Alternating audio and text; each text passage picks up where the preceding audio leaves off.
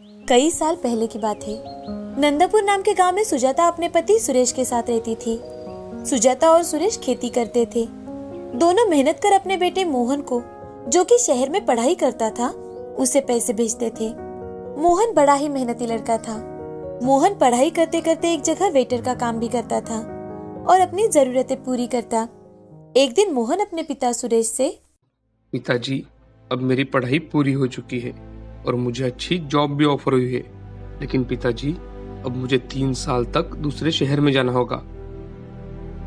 लेकिन बेटा, अब हमसे कुछ नहीं होता, ऊपर से ये गर्मी। पिताजी, मैं आप दोनों को कुछ पैसे देता हूँ। लेकिन कैसे बेटा, तुम तो अभी अभी जॉब पर लगे हो। नहीं पिताजी, मैं पढ़ाई के साथ साथ काम भी करता था और अब से मैं हर महीने आप दोनों को पैसे भेजूंगा ताकि आप दोनों को खेत में काम ना करना पड़े। अब उस महीने से हर महीने मोहन अपने माँ पिताजी के लिए पैसे भेजने लगा। कभी कभी पैसों के साथ साथ घर में जरूरी चीजें भी भेजता था, जैसे कि कूलर, फ्रिज, सोफा, टीवी। वो उन्हें हर रोज कॉल करता। गांव में हर कोई मोहन की तारीफ करता। जब भी मोहन की कोई तारीफ करता तो सुरेश और सुजाता का सीना गर्व से ऊंचा हो जाता था। उन्हें लगता था कि उनका बेटा कितना अच्छा है, जो अपने माँ पिताजी का कितना ख्याल रखता है। लेकिन नियति को कुछ और ही मंजूर था। धीरे धीरे मोहन का कॉल आना बंद हो गया और ना ही वो सुरेश का कॉल उठाता। दोनों मोहन के कॉल की दिन रात राह देखते, पर कोई फायदा नहीं था।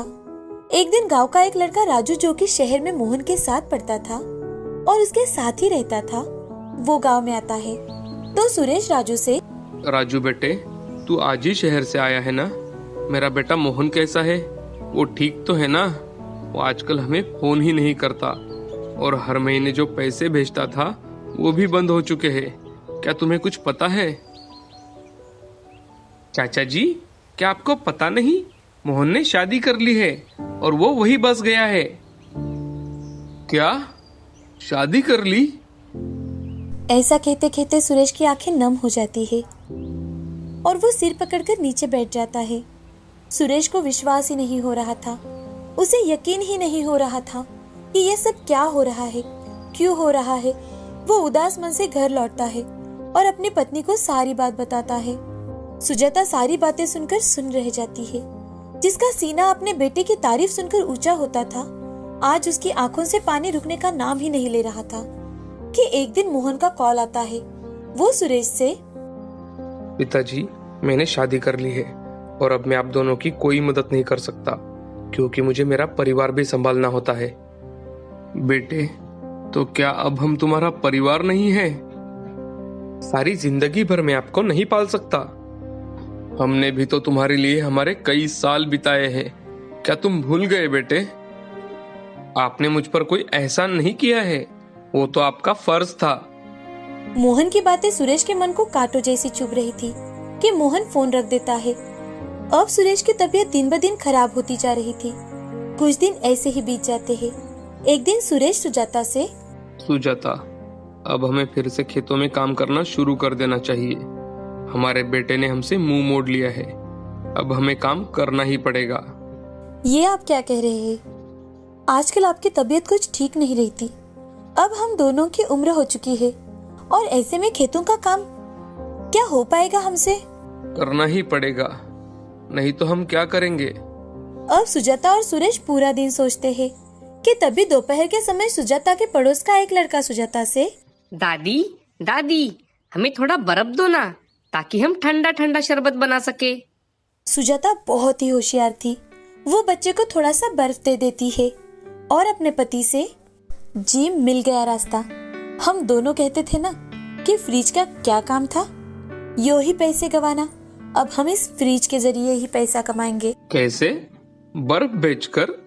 नहीं, आपको याद है एक बार जब मोहन घर आया था तो वो कई सारी पेप्सी लेकर आया था और गांव में बच्चों ने बड़े ही चाव से उसे खाया था। अब हम भी शहर से वो पेप्सी लेकर आएंगे और यहाँ बेचेंगे। अरे, उससे तो अच्छा हम खुद अलग अलग प्रकार की पेप्सियां बनाएंगे। लेकिन उसके लिए सामान भी तो जरूरी है ना? हाँ, तुम सही कह रही हो। मैं कल ही राजू के साथ पास वाले शहर में जाकर कुछ सामान लेकर आता हूँ, उसे सब पता ही होगा। अब सूरज दूसरे ही दिन पास के छोटे शहर में जाता है और वहाँ से पेप्सी बनाने का सामान खरीद कर लाता है। उसी दिन शाम के समय दोनों मिलकर पेप्सी बनाकर फ्रिज में रख देते हैं और दूसरे ही दिन यहाँ पेप्सी मिलेगी ये बोर्ड लगवा देते हैं। गांव में कहीं पर भी फ्रिज नहीं था, तो लोग गर्मी के दिनों में पेप्सी बड़े ही चाव से खाते थे। इतना ही नहीं, सुजाता के हाथों से बनी पेप्सियाँ इतनी अच्छी थी कि बरसात के दिनों या सर्दी के छोटे छोटे बच्चे वो खरीद ही लेते थे। उसने बड़े कम समय में ही अपनी पेप्सियाँ बनाकर अपना घर चलाना शुरू कर दिया। धीरे धीरे उसने एक बड़ा सा फ्रिज खरीदा जिसमें वो पेप्सी, कुल्फी ये सब बनाकर रखने लगी। उसने अपने बेटे के दिए हुए मोबाइल फोन से सारी चीजें सीख ली थी। अब आस पड़ोस के गांव के लोग भी वहां आते और सुजाता से पेप्सी, आइसक्रीम, कुल्फियाँ खरीदते। दिन ब दिन सुजाता अपनी पेप्सी और कुल्फी के लिए मशहूर होने लगी। अब शहर से भी उसे ऑर्डर्स आने लगे। उसने मोबाइल के जरिए खुद का एक नया ब्रांड बनाया जिसके कारण उसे और ज्यादा तरक्की मिली और उन्हें बुढ़ापे में सहारा भी मिला। अपने बेटे ने दिया हुआ दर्द उसने साइड में रख दिया और अब वो दोनों खुशी खुशी रहने लगे। मदनपुर नाम के गांव में सूरज नाम का एक आदमी अपने परिवार के साथ रहता था। सूरज को मदन नाम का एक बेटा था जो कि बहुत ही आलसी और निकम्मा इंसान था। वो हर रोज खेतों में जाता और आराम से सो जाता। अगर कोई उससे कुछ पूछे तो वो जवाब भी नहीं देता था। तो एक दिन सूरज अपनी पत्नी से, भूमि, हमारा बेटा दिन ब दिन बहुत ही आलसी और निकम्मा होता जा रहा है, पता नहीं कब सुधरेगा। हाँ जी, मुझे भी उसकी बड़ी चिंता लगी रहती है। अब एक दिन उनके घर में सूरज का बड़ा भाई रघुवीर आता है और सूरज से, सूरज, कैसे हो भाई? अच्छा हो भाई साहब, आप कैसे हो और कैसे आना किया? सूरज, तू तो जानता है कि मेरा बेटा शहर में जॉब पर लग चुका है और अब मुझे कोई काम भी नहीं होता, तो मैं सोच रहा था कि क्यों ना अपनी भैंस को बेच दूं। अगर तुम्हारी नजर में कोई ऐसा हो जो भैंस खरीदना चाहता हो तो मुझे बताना। जी जरूर भाई साहब। रघुवीर के वहां से जाते ही सूरज मन ही मन, क्यों ना भाई साहब से मैं ही भैंस खरीद लूं ताकि मेरा निकम्मा बेटा कुछ कर सके। सूरज अपने मन की बात भूमि को बताता है और रघुवीर से उसकी भैंस को खरीद लेता है। सूरज के बार बार बोलने पर मदन भैंस का दूध निकालकर शाम के समय गांव में ही बेचने लगा। साथ ही मयूर नाम के एक इंसान के गांव के बाहर हाईवे पर चाय की दुकान थी जहां मदन सुबह दूध बेचकर आता था। लोग भी उसके भैंस के दूध की प्रशंसा करते। अब धीरे धीरे उसके पास पैसे आने लगे तो उसके मन में लालच आने लगा। एक दिन वो मन ही मन, क्यों ना मैं दूध में थोड़ा पानी डाल दूं ताकि मुझे और पैसे मिल सके। दूसरे ही दिन से मदन दूध में पानी डालने लगा। अब वो हाईवे पर 2-3 ढाबों पर दूध बेचने लगा। महीना 2 महीना गुजर जाने के बाद मदन अपने दूध में पानी की मात्रा को बढ़ाने लगा। तो एक दिन गांव की एक औरत, मदन भैया, आजकल आप कुछ दूध अच्छा नहीं देते, क्या बात है? कहीं आप दूध में पानी तो नहीं मिलाने लगे? अरे नहीं भाभी जी, ऐसी कोई बात नहीं है, किसी और की तो कोई कंप्लेंट नहीं आई। अब मदन ने कुछ और ज्यादा भैंस खरीद ली, लेकिन उसमें दूध कम, पानी ज्यादा होता था। दिन ब दिन उसका लालच इतना ज्यादा बढ़ गया कि उसने किसी की शिकायत ना आए इसीलिए दूध में मिलावट करना शुरू कर दिया ताकि दूध पर आने वाली मलाई अच्छी आए और लोग मदन जो भाव बोले वो दे सके। अब धीरे धीरे लोग बीमार पड़ने लगे और बीमारी का कारण डॉक्टर ने दूध बताया। तो सरपंच जी, मदन, मदन जी कहिए सरपंच जी। मदन, आखिर तुम दूध में ऐसा क्या मिलाते हो कि गांव में सभी लोग बीमार पड़ रहे हैं? सरपंच जी, ये क्या बात कर रहे हैं आप? पानी से भी तो लोग बीमार पड़ सकते हैं। मेरे दूध में तो कोई मिलावट नहीं है। जैसे ही मदन ने मिलावट शब्द का इस्तेमाल किया कि तभी सरपंच जी मन ही मन, अरे ये मदन मिलावट का नाम ले रहा है, मैंने तो कुछ ऐसा कहा ही नहीं, कहीं ये मिलावट तो नहीं कर रहा अपने दूध में। अब जैसे ही मदन गांव में घर घर जाकर दूध डालकर घर आता है तो सरपंच जी वो सारा दूध इकट्ठा कर शहर में टेस्ट के लिए भेज देते हैं। 2-3 दिनों से सरपंच जी सिर्फ और सिर्फ उसी पर नजर रखे हुए थे, लेकिन मदन को ये बात पता ही नहीं थी। वो सुबह उठता, भैंस का दूध निकालता और उसमें मिलावट कर पानी मिला देता और गांव में घर घर जाकर बेच आता और आराम से अपने खेतों में सो जाता था। अब जैसे ही शहर से दूध टेस्ट का रिजल्ट आया तो सरपंच जी कुछ करे उससे पहले ही गांव में पुलिस आ जाती है और मदन के खेत में जो घर था वहां जाकर उससे मदन, मदन, क्या क्या बात है सर? और आप मदन को क्यों आवाज लगा रहे हो? आपके बेटे ने दूध में की मिलावट के कारण एक की मौत होते होते वो बच गया। उसे हमारे साथ चलना ही होगा। पुलिस की बात सुनते ही मदन वहां से भागने की कोशिश करता है, लेकिन पुलिस वाले उसे पकड़ ही लेते हैं और गांव वाले उसकी अच्छे से पिटाई करते हैं। इस कहानी से हमें ये सीख मिलती है कि लालच करना अपने आप के पैर पर कुल्हाड़ी मार लेना होता है। यही कुछ साल पहले की बात है। सुधीर नाम का एक लड़का अपनी पढ़ाई पूरी कर नौकरी ढूंढ रहा था, लेकिन न जाने क्यों उसे कोई भी काम पर नहीं रख रहा था। जहाँ जाता नो वैकेंसी कहकर बाहर जाने के लिए कहा जाता था। अब वो नो वैकेंसी सुनकर बहुत परेशान हो चुका था, निराश हो चुका था, हताश हो चुका था। एक दिन की बात है, वो निराश होकर जंगल के पास वाले तालाब के पास बैठकर आत्महत्या जैसे पाप करने का सोच रहा था कि तभी उसका दोस्त राजू वहाँ आ जाता है और वो सुधीर से, हे सुधीर, क्या हालचाल है भाई? अरे ये क्या? ये तो चूहे मारने की दवा है ना? क्या कर रहा था तू इसे लेकर? राजू देखना यार, इतनी पढ़ाई की, मेहनत कर नौकरी ढूंढ रहा हूँ, फिर भी नौकरी नहीं मिल रही। बापू हर रोज तकाता लगा रहे हैं कि कब नौकरी मिलेगी तुझे। अगर नौकरी नहीं मिल रही तो मेरे जैसे ऑटो चला। और मैं, देख दोस्त, जिंदगी हमें एक बार ही मिलती है और जीने के कई मौके देती है। अब बस हमें उन्हें पहचानना है। और ये बात तो बिल्कुल सही कही तेरे बापू ने, मुझे तो बिल्कुल सही लगी है। क्यों टेंशन लेते हो तुम इतना? देखो, जब भी तुम्हारा इंटरव्यू हो तुम वहां जाना और बाकी समय तुम ऑटो चलाया करो। लेकिन राजू, इतनी पढ़ाई के बाद अगर मैं ये छोटा काम करूंगा तो इससे अच्छा है कि मैं, देख भाई, कोई काम छोटा या बड़ा नहीं होता, लोगों का नजरिया अलग अलग होता है। मेहनत तो सबको ही करनी पड़ती है ना।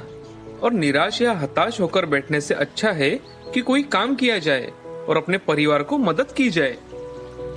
तू ठीक कह रहा है राजू, लेकिन तूने कोई पढ़ाई नहीं की तो तुझे कोई भी काम करने में कोई शर्म नहीं आती। आखिर हर किसी का एक अलग स्टेटस होता है और मैं एक पढ़ा लिखा इंसान हूँ। मैंने कई सारी तकलीफों के बावजूद MBA कंप्लीट किया और तुम, जाने दो, लेकिन लोग क्या कहेंगे मेरे बारे में? राजू मुश्किल से हंसते हुए, सही कहा तुमने, मैं पढ़ा लिखा नहीं हूँ ना, लेकिन मेरे घर के हालात ऐसे थे कि मैं नहीं कर पाया जो मेरे मन में था। और हाँ, स्टेटस की बात करो तो अब देख, मैं जो चाहे कर सकता हूँ। सब कुछ है मेरे पास, छोटा सा है लेकिन खुद का एक घर है, मोटर बाइक है, घर में खाने पीने की सारी जरूरत की चीजें हैं। अपनी मेहनत पर हमें विश्वास होना चाहिए, ना कि सिर्फ अपने पढ़ाई पर। हाँ, पढ़ाई जिंदगी में बहुत जरूरी है, लेकिन मेहनत भी तो जरूरी है ना दोस्त। अगर तुम्हें 1 साल तक नौकरी नहीं मिलेगी तो तुम अंदर से टूट जाओगे और मैं 1 साल में और नई ऊंचाइयों पर पहुंच जाऊंगा। अब तुम्हें सोचना है कि तुम्हें क्या करना है। लोग तो कहेंगे, उनका काम ही है कहना। राजू, मुझे माफ कर दे यार, मैंने तुझे कितना गलत समझा, लेकिन फिर भी तुमने मुझे कितने अच्छे से समझाया। अब मैं वही करूंगा जो मेरा दिल कहे। दिमाग की बात अब मैं सिर्फ तब सुनूंगा जब मुझे कोई अच्छी नौकरी मिल जाए। ये हुई ना बात?